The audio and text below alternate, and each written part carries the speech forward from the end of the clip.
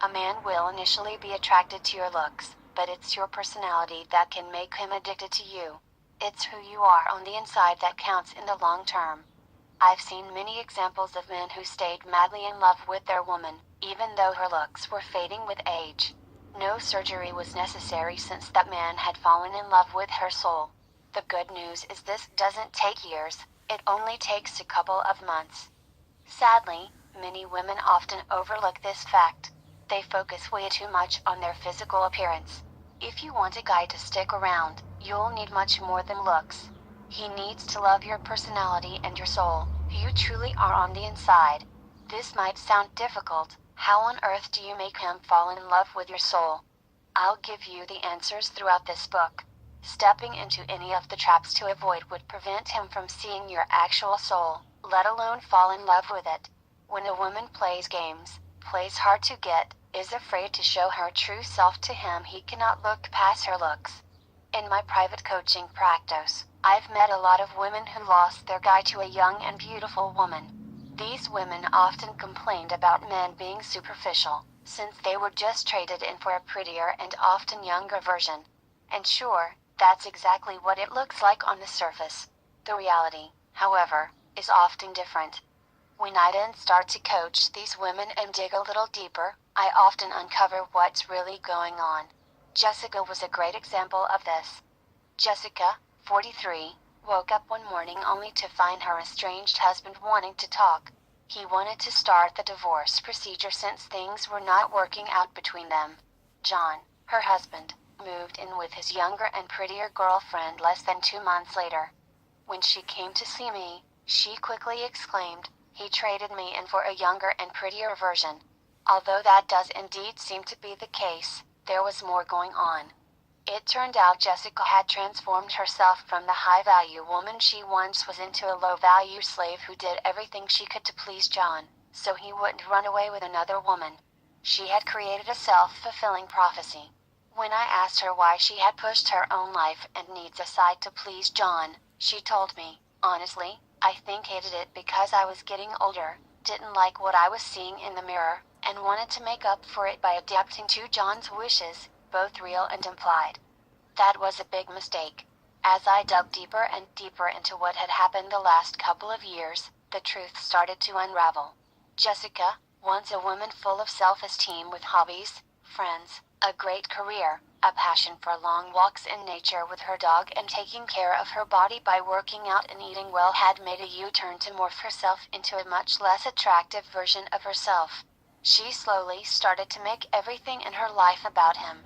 She had given up on her hobbies, stopped taking care of her body and mind, tried to please John by doing all of his laundry, cooking for him, taking care of him while she had her own career to look at for as well. This U-turn was initiated by the fear of losing him. And that's exactly what happened because of the changes she had made. She failed to see that she had been losing her own self-respect. And the old adage always rings true: other people cannot respect you more than you respect yourself. Love conquers a lot, but it cannot conquer this. A man who's madly in love with a woman will start to lose respect, attraction, and feelings for his girlfriend or wife when she doesn't love herself. This luckily is a slow process, but it always happens. I've seen it in action countless times. Jessica thought John's leaving was linked to her decline in looks that came with age, whereas it was the changes in her personality that made him leave. I've seen Jessica and can confirm she was still a very good-looking woman. She had created the problem entirely in her own mind, because she followed her negative thoughts and gave them way too much importance. She was focusing too much on her looks.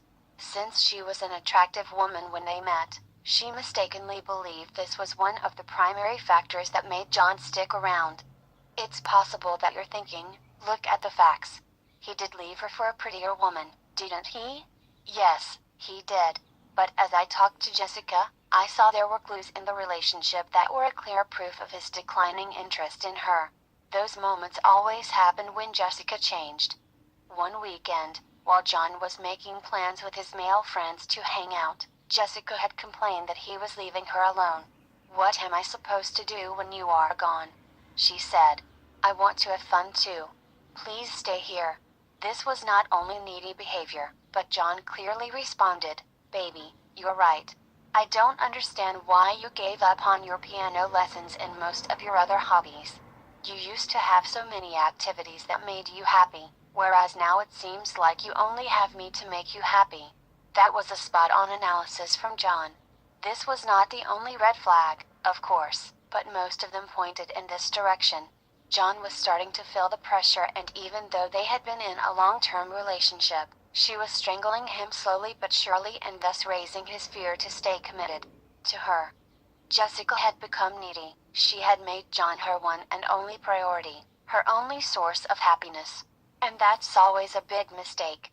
This started to suffocate John. It took the fun out of the relationship, made him feel guilty when he wanted to spend time with his friends, and so on.